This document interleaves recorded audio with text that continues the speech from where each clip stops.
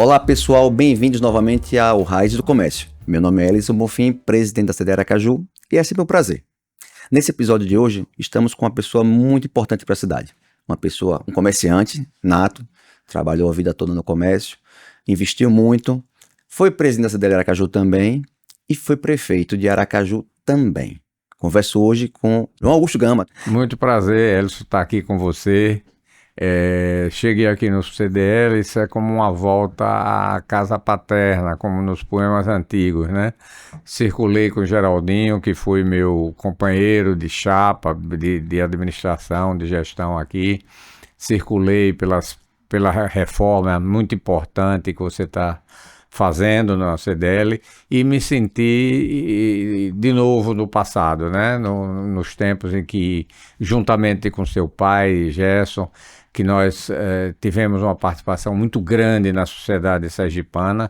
Me lembro que um dos fatos mais relevantes da minha administração aqui foi a luta que nós enfrentamos contra o aumento do imposto predial, que o prefeito de Aracaju, naquele momento, Almeida Lima, tinha dado um aumento exorbitante. E nós nos juntamos, inclusive, com a Associação Comercial e fizemos e comandamos um processo contra esse aumento do imposto predial. O IPTU, famoso. O IPTU. Passa-se o tempo, no ano seguinte eu me elegi prefeito de Aracaju, assumi a prefeitura de Aracaju e tive a honra, o prazer de revogar esse aumento absurdo. E para observar o princípio da lei que não pode haver redução de impostos, no caso do IPTU, nós fizemos uma reavaliação da planta de valores da cidade. Entendi. O que na prática acabou com o aumento exorbitante que foi dado pelo governo anterior da prefeitura. Então, para não perder a receita, não diminuir, né? Porque a lei não permite, né? Não permite a redução. A redução. De alíquota, tá? Então nós mantivemos a mesma alíquota, mas fizemos um reestudo da planta de valores. Então a gente estava vendo coisa que tem ocorrido ultimamente. Que, por exemplo, um apartamento que a prefeitura estava lançando por R$2 mil, R$2 milhões, um exemplo hipotético. Hoje não pega mais. Não era esse valor real. Então nós nos aproximamos da realidade e na prática se extinguiu o aumento que a população de Aracaju ficou revoltada e o comércio também. Gama, nosso podcast aqui chama-se Raízes do Comércio. Como é que você entrou, como foi sua vida, a entrada da sua vida no comércio? A entrada da minha vida no comércio foi lá atrás, na década de 60 do século passado, com meu pai, através de um escritório de representações, né? Esse escritório eu fui representante da Tigre durante muitos anos. Seu pai era um dos meus maiores clientes, né? A Casa do Fio, o Estão, enfim, o complexo que vocês têm de empresas que trabalhavam com os nossos produtos. E era representante também da Shell. E depois eu passei a ser distribuidor da Shell. Aí foi quando eu entrei realmente, no ano de 1984, que eu entrei efetivamente no comércio, né? Porque antes eu trabalhava como representante, depois eu passei... O senhor atendia ao comércio. Ao comércio. Foi quando eu passei a Shell nos ofereceu a distribuição dos seus produtos em Sergipe. Eu deixaria de ser o seu representante e passaria a ser o seu distribuidor.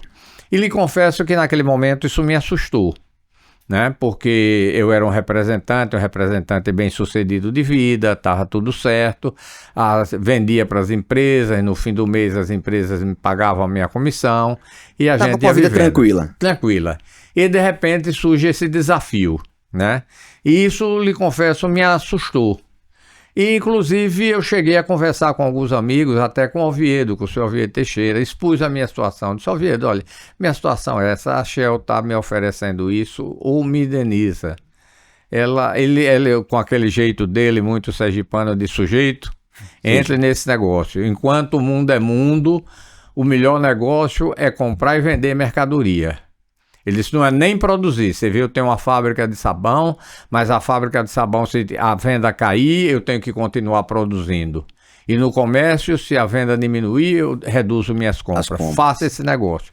E eu me entusiasmei, deu certo, isso foi adiante. Seu Oviedo, um empreendedor nato, né? Ele estimulava várias pessoas, inclusive contribuía financeiramente para que as pessoas... Ele era um águia, né? Ele sabia, ele conhecia o mercado, conhecia as pessoas. Então, estimulado por Oviedo, eu entrei no comércio. E me dei bem, montei a distribuidora Gama, depois eu transferi para a rua de Goiás, que ainda está lá hoje o prédio, 1534, onde durante 1534, exatamente. Onde durante muitos anos nós distribuímos a partir de lá os produtos Shell para Sergipe e uma parte da Bahia. Da Bahia. E esses negócios foram crescendo. Depois eu me afastei quando me elegi prefeito de Aracaju em 96, assumindo em 97, mas nesse momento meus filhos já estavam adultos e eles deram prosseguimento aos nossos negócios. Aí o senhor se afastou? Eu me afastei, mas continuei no comércio, porque em 2001 eu adquiri uma concessionária de caminhões Volkswagen na Paraíba, aonde hoje meu filho André trabalha e mora lá.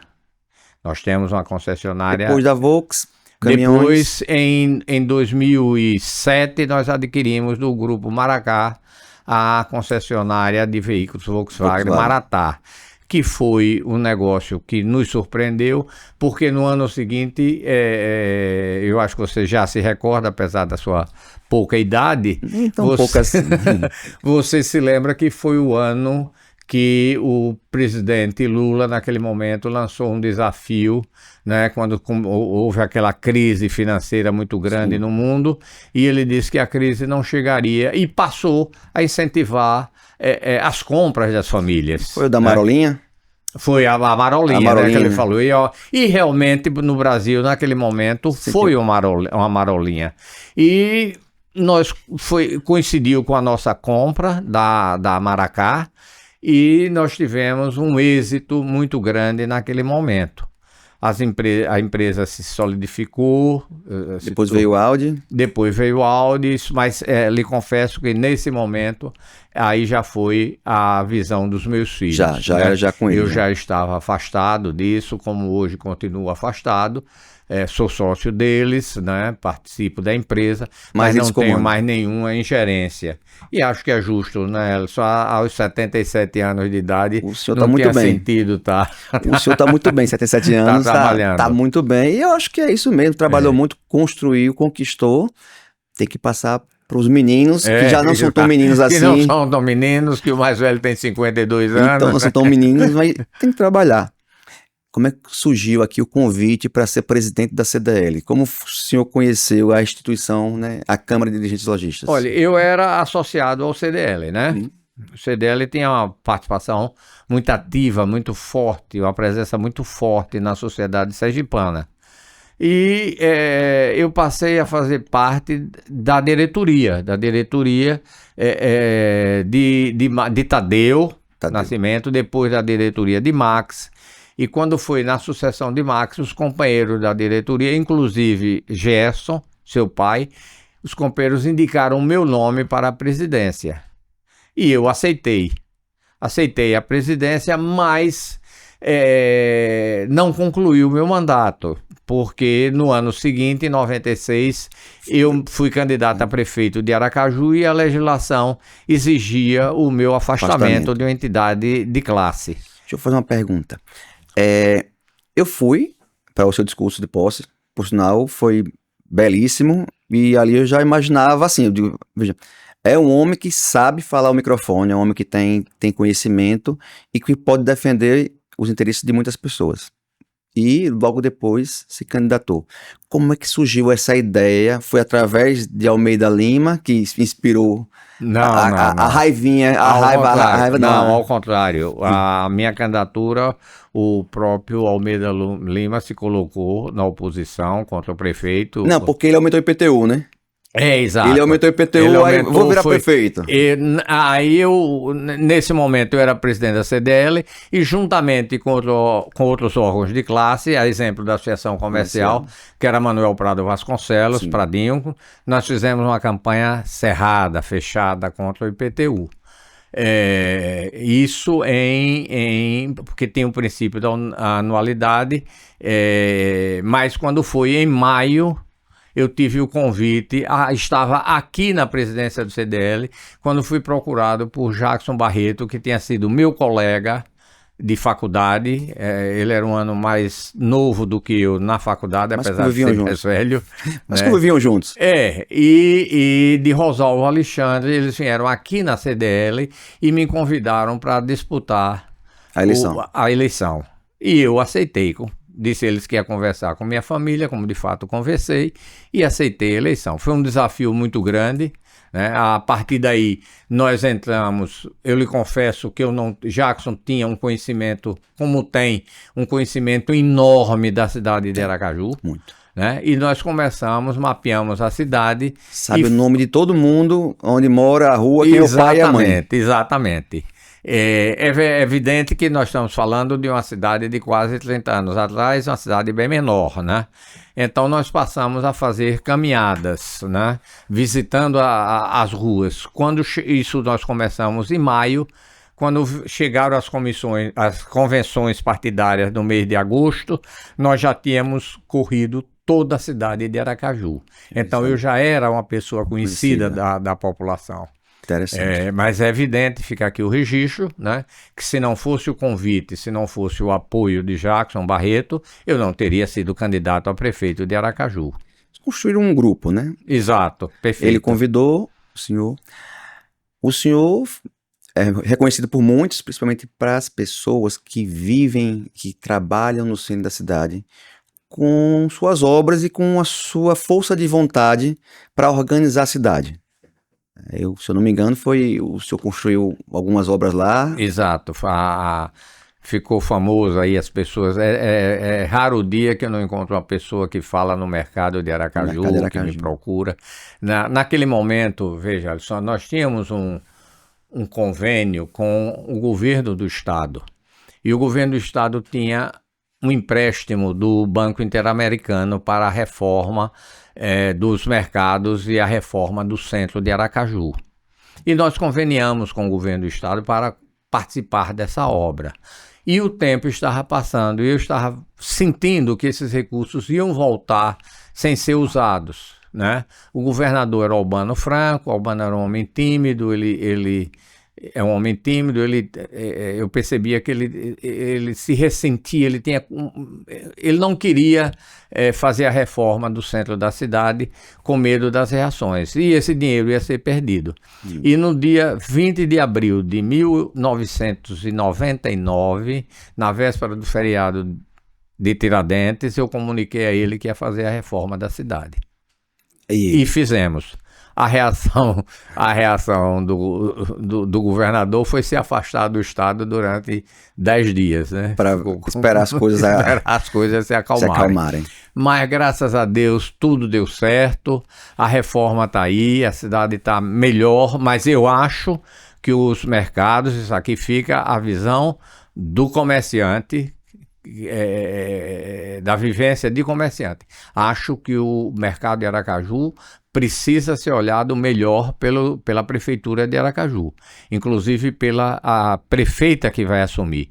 Ainda semana passada eu fui almoçar no Caçarola e você percebe uma certa desorganização, né? Precisa organizar aquele povo direitinho, precisa impedir as invasões nas ruas, enfim, precisa ordenar o mercado de Aracaju. O mercado hoje é um ponto turístico, né? Eu acho que dos principais pontos turísticos de Aracaju. Então eu acho que a prefeitura deve olhar para isso. Eu lembro que meu pai, ele todo domingo me convidava para ir ao mercado antes da reforma.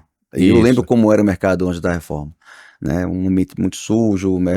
Bom, não tem nem comparação. Olha, me permita lhe interromper, você está falando de sujeira, eu vou lhe contar uma passagem muito interessante. A secretária de saúde era a doutora Rosa Sampaio, né? E quando começou a operação de reforma do mercado, os ratos tomaram conta do centro da cidade, principalmente do mercado. Eles ficaram como loucos, Não né? Não tinham para onde ir, o mercado derrubado, como loucos. E o gerente da obra me procurou, disse: prefeito, eles estão atacando os operários, o que é que nós vamos fazer? Eu liguei para a doutora Rosa, disse: Rosa, está ocorrendo isso. Ela disse: mande eles comprarem um veneno tal. 2 dias depois o gerente voltou, disse: deu certo não, prefeito, os ratos estão engordando com essa receita. Aí eu liguei novamente para a doutora Rosa, conversei com ela, ela disse: olha, só tem uma solução para o mercado, é o chumbinho. Agora, não diga que fui eu, nem que foi o senhor que mandou botar o chumbinho no mercado. Eles têm que ter o maior cuidado, porque se um operário que eles almoçam lá, se eles comerem, eles morrem. E a responsabilidade é deles, não é nossa. Foi o resultado. O resultado foi espetacular. Conseguiu resolver. Conseguiu, ficou uma fedentina. Para você ter uma ideia, se tirou rato do mercado em caçambas. Caçambas. Era de pá, tirando de pá e colocando para levar para o lixo. Como era a insalubridade daquele mercado. Exatamente. E com muito custo eu convenci meu pai a não ir mais para lá e para o Douglas Franco, que já existia, que não era como é hoje, mas era melhor do que o de lá. Isso. Então a sociedade sergipana tem que agradecer a você, né, por esta obra, porque esta obra, além de ter até hoje estar como está, né, um mercado bonito que tem artesanato, tem comida para se comer na hora, né? Bares e restaurantes, tem artesanato. Recomendo ir no Caçarola, sem detrimento dos demais, né? Não, mas eu gosto também de lá, é muito bom lá. Gama, além da reforma que você fez, né, da reforma não, da construção, né? Porque ele não foi uma reforma, foi uma construção. Você conseguiu ordenar a cidade. Você tocou nesse assunto agora, eu lembrei. Eu acho que, assim, apesar da idade, eu cresci no centro. A gente nota que na sua gestão houve uma ordenação dos ambulantes.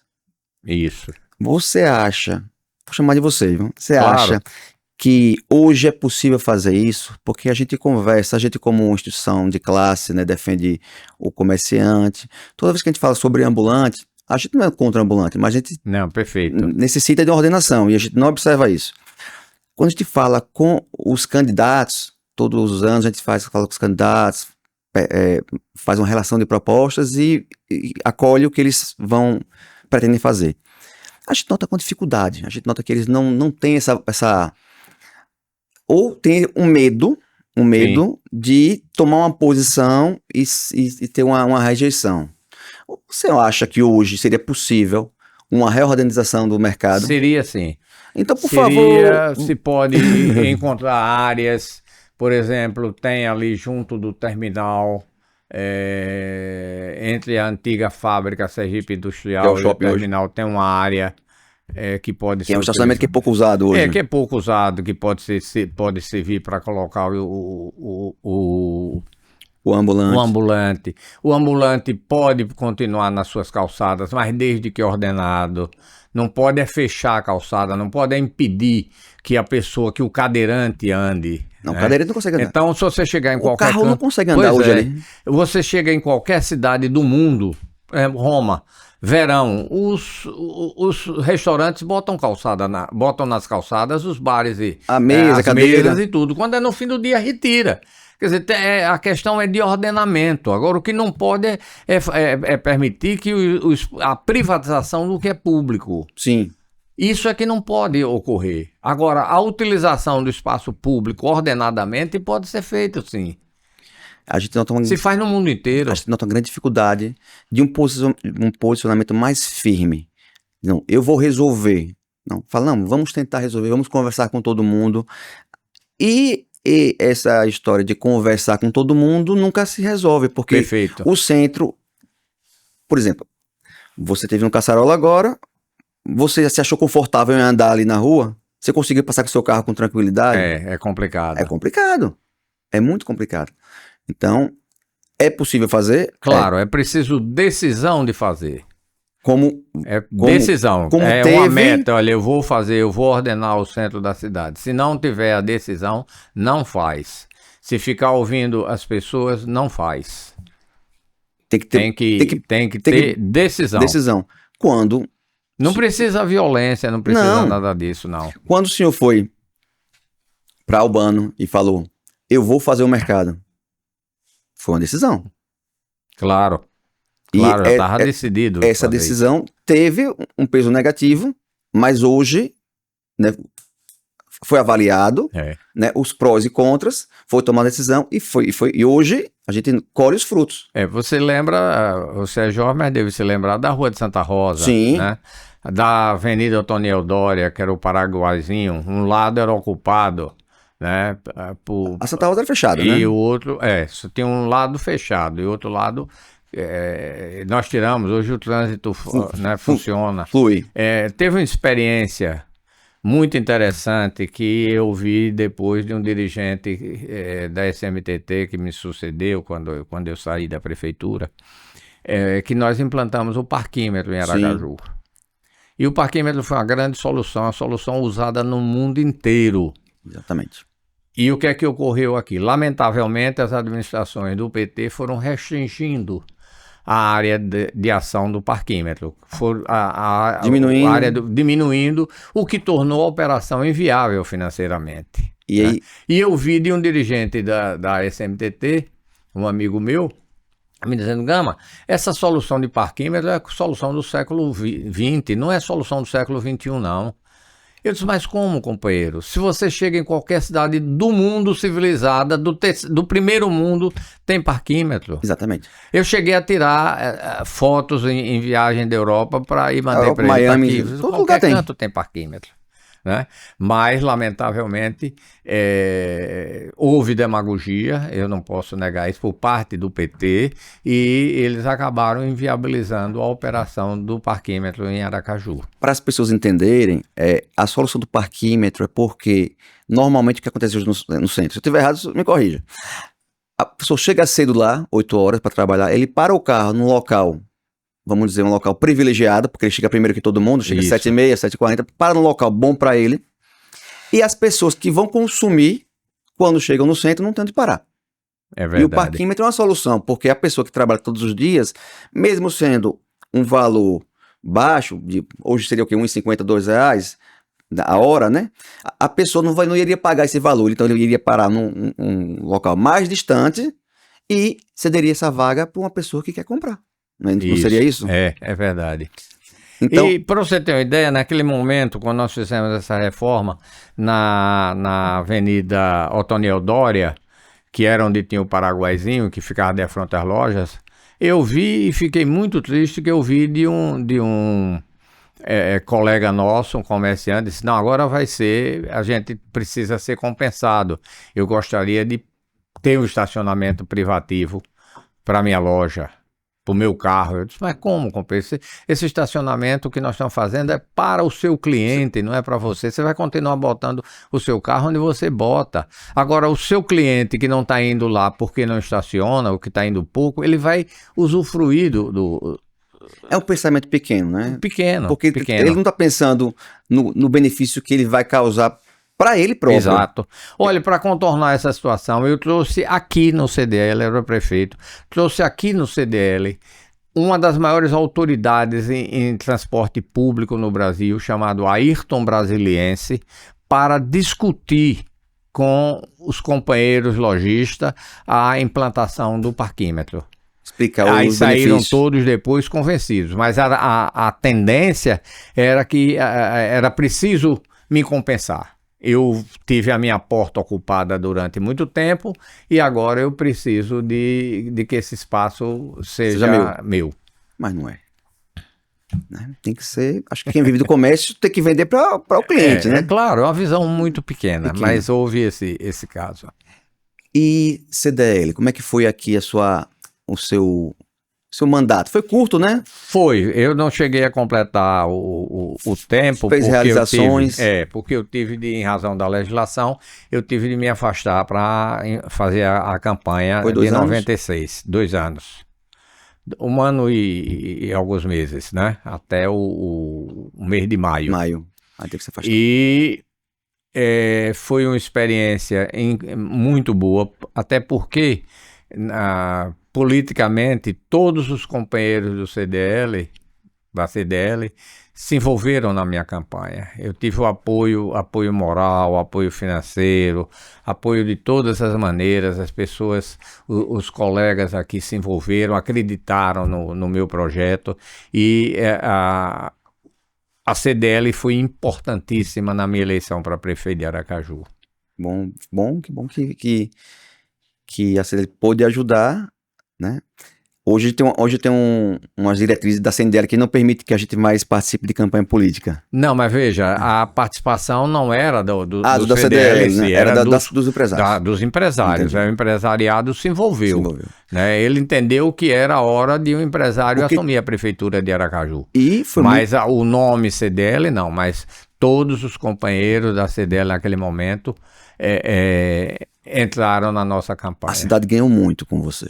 Eu falo isso com tranquilidade porque eu participei, eu vi a cidade melhorar. Né? A gente nota, isso é notório, como melhorou. Por que você não foi para a reeleição? Eu vou, neste livro que eu vou lhe entregar mais tarde, daqui a pouco, neste livro eu conto toda essa história. Conta a história? Conto. Então, conto Memórias de um Político. Isso. Esse livro é a minha trajetória. Pode apresentar o livro. É a nossa trajetória, a minha trajetória, vista do ponto de vista político. Claro, é evidente que eu aqui falo em origens, onde nasci e tudo mais, mas o foco do livro é a minha trajetória política. E eu conto com detalhes o que ocorreu. Eu estava realmente muito bem posicionado para a reeleição. Naquele momento, não havia esses fundos partidários, né? Os recursos eram poucos, né? Eu quando assumi a prefeitura de Aracaju, eu passei 2 anos como louco, porque o meu antecessor fez uma política de terra arrasada. Não havia lei de responsabilidade fiscal, que foi de 2000, de Fernando Henrique Cardoso. Sim, verdade. Então, eu recebi a prefeitura com 4 meses de salário atrasado do servidor, que a partir do 2º mês o servidor nem se lembrava que esse salário eu herdei do meu antecessor, né? Eu recebi um endividamento brutal da prefeitura, operações de aro, que é a operação de receita orçamentária, que hoje a legislação proíbe, você só pode assumir compromissos dentro do seu mandato. Eu tive a suspensão do pagamento do IPS. Quando eu assumi, para você ter uma ideia, isso foi a maior pancada que eu tomei. Quando eu assumi, no dia 17 de janeiro de 1997, 17 dias depois, o servidor teve o corte do convênio do IPS. O IPS rompeu o convênio com a prefeitura por atraso de pagamento. Então foi esse quadro de horror que eu recebi a prefeitura. Lamentavelmente a prefeitura Aracaju recebia a prefeitura de Aracaju da mão de um sociopata. E isso eu temi que viesse a ocorrer comigo. Eu reuni minha família, minha mulher, conversei com eles e disse: se eu ganhar essa eleição, eu vou passar 2 anos angustiado, porque as exigências são grandes, exigências do cofre da prefeitura de obras, né? Que eu teria que fazer uma quantidade de obras. E do ponto de vista de partidos e de apoios de recursos. Eu disse, se eu ganhar essa eleição, eu vou passar 2 anos angustiado. E se eu perder, eu já saio para a cadeia. Então eu não vou me envolver nisso. Entendi. Eu não tenho. E acho que foi a decisão mais correta que eu tomei na minha vida. né? Continuei com meus negócios, continuei com a minha vida, participando da vida política de Sergipe na medida do possível. Dei um apoio enorme à candidatura de Marcelo Deda. Sim. Ele próprio reconhecia que devia a eleição dele, a de 2000, no primeiro turno, a minha participação. Você e a Jackson. Então, né? o meu papel com a cidade eu cumpri. E eu não podia... eu nasci na Rua Duque de Caxias, né? Eu não podia falhar com essa cidade.